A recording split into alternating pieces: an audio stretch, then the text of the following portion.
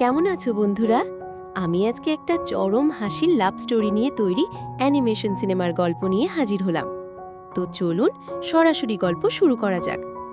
গল্পের শুরুতে আমরা একটা বাদুড়কে দেখতে পাই, যেখানে একটা পুরনো ঘরে ঢুকছিল। হঠাৎই সেই বাদুড় থেকে ট্রান্সফার হয়ে সে একটা ড্রাকুলার রূপ নেয়।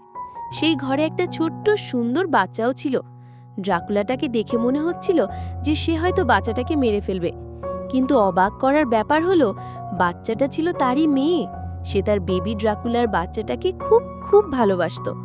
আসলে বাচ্চাটার মা এখন আর এই দুনিয়াতে নেই, তাই বাচ্চাটার দেখাশোনা থেকে শুরু করে সব কাজ বাচ্চাটার এই ড্রাকুলা বাবাই করত। তো ছোট থেকে ড্রাকুলা চেষ্টা করছিল তার মেয়েকে বাদুড় রূপে ট্রান্সফার করার জন্য, কিন্তু কিছুতাই সে পেরে উঠছিল না। অবশেষে অনেক চেষ্টার পরে সে তার মেয়েকে সফলভাবে বাঁদরের মতো ট্রান্সফর্ম হওয়া শিখিয়ে ফেলে। আসলে সে প্ল্যান করে তার মেয়ের বার্থডে সেলিব্রেট করার জন্য সে একটা হোটেল তৈরি করবে, কিন্তু সে তো মানুষদের খুবই ঘৃণা করত। তাই সে সবসময় চেষ্টা করছিল তার তৈরি হোটেলে যেন কোনো মানুষই ঢুকতে না পারে। এমনকি সে তার মেয়েকেও মানুষের ব্যাপারে উল্টাপাল্টা কথা বলে ব্রেন ওয়াশ করে দিচ্ছিল, যেন ছোট্ট মেয়েটা ভুলেও কখনো মানুষকে পছন্দ না করে। তো ড্রাকুলার মেয়ের নাম ছিল মেভিস। সে খুবই চঞ্চল স্বভাবের। এর বাবার থেকে মানুষের ব্যাপারে খারাপ কথা শুনতে শুনতে সে নিজেও এখন মানুষকে ঘৃণা করতে থাকে, কিন্তু তারপরও সে চায় যে পুরো পৃথিবীটা ঘুরে দেখার জন্য। তো যাই হোক, এভাবে অনেকগুলো বছর কেটে যায়। মেভিস যখন ছোট ছিল তখন থেকে হোটেলের কাজ শুরু হয়েছিল, আর অনেক মেহনতের পরে আজ এত বছর পরে আমরা দেখতে পাই যে হোটেলের কাজ সম্পূর্ণ হয়েছে। আর আজকে ছিল মেভিসের ১১৮তম জন্মদিন।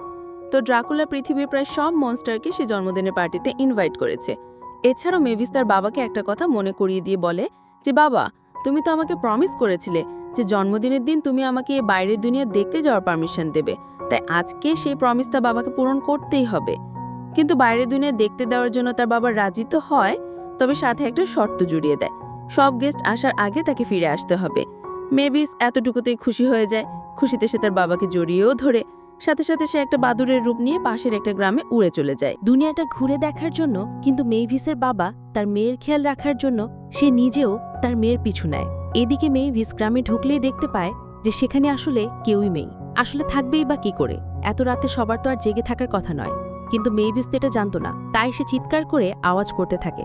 আর এই আওয়াজ শুনে সেখানকার মানুষ বাইরে বেরিয়ে ড্রাকুলা ড্রাকুলা বলে চিৎকার করতে থাকে।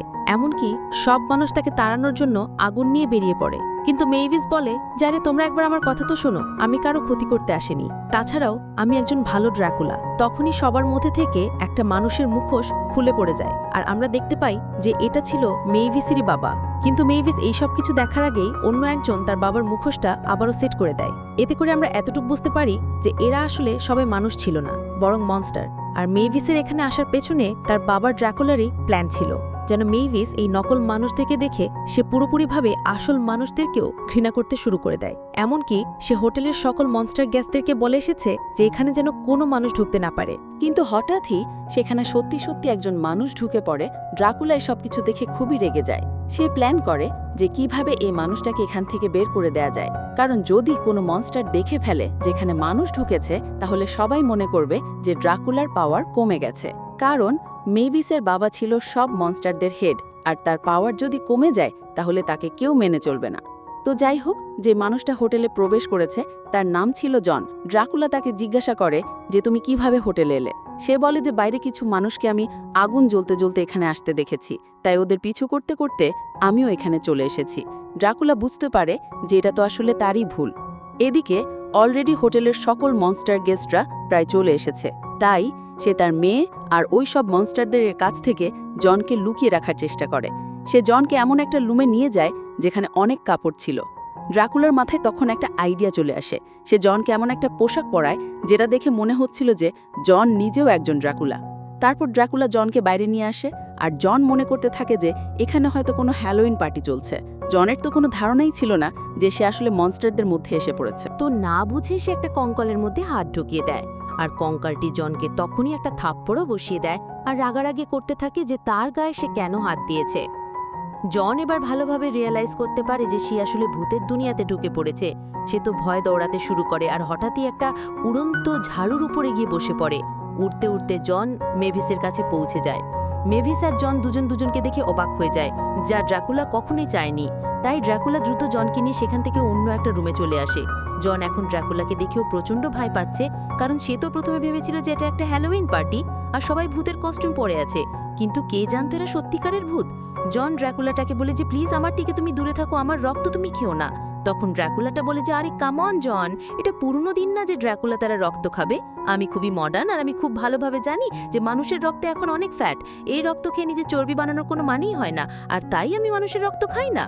জন এসব কথা শুনে যেন নিজের শরীরে প্রাণ ফিরে পায়। তারপর ড্রাকুলা বাদুরের রূপ নিয়ে জনকে এখান থেকে বের করে দেবার চেষ্টা করে, কিন্তু তখনই মেভিস ওদেরকে দেখে ফেলে আর ড্রাকুলা নিজের মেয়ের ভয়ে দ্রুত জনকে আবারও ঘরে নিয়ে আসে। মেভিস তার বাবাকে জনের ব্যাপারে জিজ্ঞাসা করলে সে সবকিছুই মিথ্যে বলে। ড্রাকুলা বলে যে জন তো একটা ভূত, তোমার বার্থডে আরো সুন্দর করার জন্য আমি ওকে ইনভাইট করেছিলাম, ওর কাজ এখন শেষ হয়ে গিয়েছে তো তাই ওকে চলে যেতে হচ্ছে। তাই ড্রাকুলা তার মেয়েকে রুম থেকে বের করে দিয়ে জনকে অন্য একটা রাস্তা দিয়ে বের করে দেবার চেষ্টা করে। আর যাবার পথে জন অনেক মনস্টারদের দেখতে পায় যারা পার্টিতে ড্যান্স করছিল, আর সেই অবস্থাতে তারা ড্রাকুলার সাথে জনকে দেখে ফেলে। আর তারা জিজ্ঞাসা করে যে এটা কি। জন এবার নিজে উত্তর দেয় যে আমি তো একটা ভূত, আমার নাম ফ্র্যাঙ্কিনস্টাইন। মেভিস বলে যে তুমি মিথ্যে বলছো, কারণ ভূত ফ্র্যাঙ্কিনস্টাইন তো একটাই, আর সে দেখো আমাদের সামনেই দাঁড়িয়ে আছে। জন দ্রুত বলে যে আমি জন স্টাইন, আসলে আমি ফ্র্যাঙ্কিনস্টাইনের কাজিন। ফ্র্যাঙ্কিনস্টাইন এই কথা শুনে তো খুবই খুশি হয়ে যায়, আর জনকে সে তার সাথে সেখানেই রেখে দেয় একসাথে ডান্স করার জন্য। তো যথারীতি পার্টি শুরু হয়ে যায়, আর দেখা যায় যে সবাই মিলে খুব খারাপ সুরে গান গাইতে শুরু করেছে। এইসব কিছু দেখে জন তো আর নিজেকে আটকে রাখতে পারে না, সে মঞ্চে উঠে গান গাওয়া শুরু করে দেয়। সবাই জনের গান খুবই এনজয় করতে থাকে।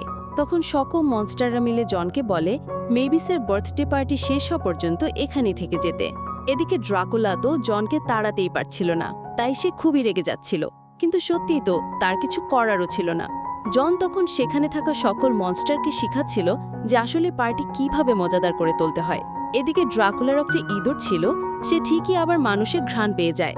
ড্রাকুলা এটা বুঝতে পেরে যত দ্রুত সম্ভব জনকে এখান থেকে তাড়ানোর চেষ্টা করে, এমনকি হোটেলের বাইরে জনকে নিয়েও আসে।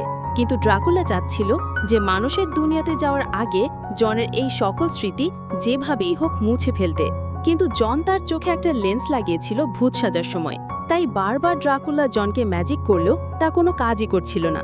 তাই জন তখন নিজের চোখের লেন্সটা বের করে ফেলে, আর এটা দেখে ড্রাকুলা নিজেই ভয় পেয়ে যায়। তারপর জন সেখান থেকে চলেই যাচ্ছিল, কিন্তু পথে তার সাথে আবারও মেভিসের দেখা হয়ে যায়। সে জনকে আটকায় কারণ সে জনকে তাদের অন্ধকার দুনিয়াটা দেখাতে চাচ্ছিল, কিন্তু জন বলে যে সে তো পুরো দুনিয়াটাই দেখে ফেলেছে। এদিকে মেভিসেরও তো এমন একটা ইচ্ছে ছিল যে সে পুরো দুনিয়া দেখবে। মেভিস খুবই মন খারাপ করে, কারণ জন তাদের দুনিয়া দেখতে পারলেও সে জনেদের দুনিয়া দেখতে পারল না। এমন সময় আবার সূর্য উঠে যায়, আর জন নিজের দুনিয়া দেখিয়ে মেভিসকে অনেক খুশি করে দেয়। অন্যদিকে আমরা আবারও সেই হোটেল দেখতে পাই যেখানে সকল মনস্টাররা মিলে ড্রাকুলার সাথে গোসল করছিল। ড্রাকুলা সবাইকে বলে যে জন চলে গিয়েছে, কারণ তাকে আমার একটুও পছন্দ না। ড্রাকুলারা যেখানে গোসল করছিল ঠিক সেই ছাদের ওপরেই জন আর মেভিস বসেছিল। হঠাৎই ছাদ ভেঙে জন সেই বাথটাবের মধ্যে গিয়ে ড্রাকুলার কোলের ওপরে পড়ে যায়। ড্রাকুলা তো পুরোই ভ্যাবাচাকা খেয়ে যায়, সে খুবই রেগে যায় আর জনকে অনেক কাজ ধরিয়ে দেয় শাস্তিস্বরূপ। কিন্তু জন কোনো কাজ ঠিকমতো করতে পারছিল না। ড্রাকুলা কি করবে ভেবে না পেয়ে নিজে তার ম্যাজিক দিয়ে সকল টেবিল হাওয়ায় উড়িয়ে দিয়ে ঠিক করে ফেলে। জন এসব কিছু দেখে খুবই মজা পায়, তাই সে উড়ে যাওয়া একটা টেবিলের উপরে উঠে যায়। আর প্রথমে ড্রাকুলা এসব কিছু দেখে রেগেই যাচ্ছিল, কিন্তু জনের মজা করা দেখতে পেয়ে ড্রাকুলাও তার সাথে খেলতে শুরু করে দেয়। ড্রাকুলাও এখন আস্তে আস্তে জনকে পছন্দ করতে শুরু করে, কিন্তু খেলতে খেলতে হঠাৎই জন গায়েব হয়ে যায়। আসলে জন তো একজন মানুষ ছিল, তাই এখানকার শেফ তথা রাঁধুনি জনের ঘ্রাণ পেয়ে তাকে ধরে নিয়ে গিয়েছিল বারবিকিউ বানানোর জন্য। ড্রাকুলা তখন তাড়াতাড়ি জনকে খুঁজে বারবিকিউ হওয়ার আগেই বাঁচিয়ে নেয়, আর শেফ যেন এসব কথা কাউকে বলতে না পারে তাই ড্রাকুলা তাকে ম্যাজিক করে ফ্রিজ বানিয়ে দেয়। ড্রাকুলার জনকে এখন এতটাই ভালো লেগে যায় যে সে মেভিসের বার্থডে পার্টি পর্যন্ত ফাইনালি তাকে এখানে থেকে যেতে বলে। তো এরপর দুজন মিলে একটা রুমে চলে যায়, আর ড্রাকুলা জনকে তার জীবনের কাহিনী বলতে থাকে যে সে আসলে কেন মানুষকে পছন্দ করে না। আসলে ড্রাকুলা তার স্ত্রীকে প্রচন্ড ভালোবাসতো, আর তাদের যখন প্রথম সন্তান মেভিসের জন্ম হয় তখন সে খুশি হয়ে মানুষদের কাছে গিয়েছিল তাদের নিমন্ত্রণ করতে, কিন্তু মানুষেরা উল্টে তাদের অনেক খারাপ এবং আজে বাজে কথা বলতে থাকে আর তাদের মহল আগুন দিয়ে জ্বালিয়ে দেয়। ড্রাকুলা সেদিন শুধু তার মেয়েকেই বাঁচাতে পেরেছিল, আর তার স্ত্রী সেই মহলে আটকা পড়ে আগুনে পুড়ে মারা গিয়েছিল। জন এইসব কথা শুনে খুবই কষ্ট পায়। তো যাই হোক, অন্যদিকে মেভিসের বার্থডে পার্টি শুরু হয়ে যায়, আর মেভিস খুব সুন্দর একটা ব্ল্যাক ড্রেস পরে পার্টিতে উপস্থিত হয়, যে জন জন মেভিসের পার্টিটাকে অনেক সুন্দর করে সাজিয়ে দিয়েছিল। এদিকে মেভিস কিন্তু প্রথম থেকেই জনকে পছন্দ করে ফেলে, কিন্তু হঠাৎ সে পার্টিতে শেফ চলে আসে আর সে সবাইকে সত্যি কথা বলে দেয় যে জন কোনো ভূত নয়, সে একটা মানুষ। সবাই তো জনকে দেখে ভয় পেতে থাকে আর ড্রাকুলার উপরে রাগ করে সবাই পার্টি থেকে বেরিয়ে চলে যায়। মেভিস বলে যে তুমি মানুষ হলো, আমি তোমাকে পছন্দ করি, কিন্তু জন কাকুলার সম্মান রাখতে সে ইচ্ছে করে খারাপ মানুষ আবার নাটক করে আর সেখান থেকে বেরিয়ে চলে যায়। মেভিস এসব কিছু দেখে প্রচন্ড মন খারাপ করে। ড্রাকুলা তার মেয়ের মন খারাপটা বুঝতেও পারে। মেভিসের সাথে কথা বলে ড্রাকুলা বুঝে যায় যে মেভিস আসলে জনকে সত্যিকারে ভালোবেসে ফেলেছে। ড্রাকুলাও নিজের ভুল বুঝতে পারে যে সব মানুষ আসলে একরকম হয় না, অনেকে ভালো আবার অনেকে খারাপও হয়ে থাকে। তো তখন ড্রাকুলা সবাইকে গিয়ে বুঝাতে থাকে যে সব মানুষই খারাপ নাই। সব ভূতেরা যখন ড্রাকুলাকে বলে যে তারা তো সবাই জনকে খুবই ভালোবাসে, কিন্তু এখন এসব কিছু বলে আর কি বা হবে, জন তো এখান থেকে চলেই গিয়েছে। তো সব মনেস্টাররা মিলে তখনই মেভিসের জন্য জনকে খুঁজে আনতে বেরিয়ে পড়ে। এদিকে সেদিন ছিল মানুষের দুনিয়াতে হ্যালোইন পার্টি। মানুষেরা তখন ভূতের মতো বিভিন্ন রকমের কস্টিউমস পরেছিল, আর তাই এই আসল ভূতদেরকে দেখে কেউ কিছু বুঝতে পারে না যে এরা আসলে মানুষ নাকি মনস্টার।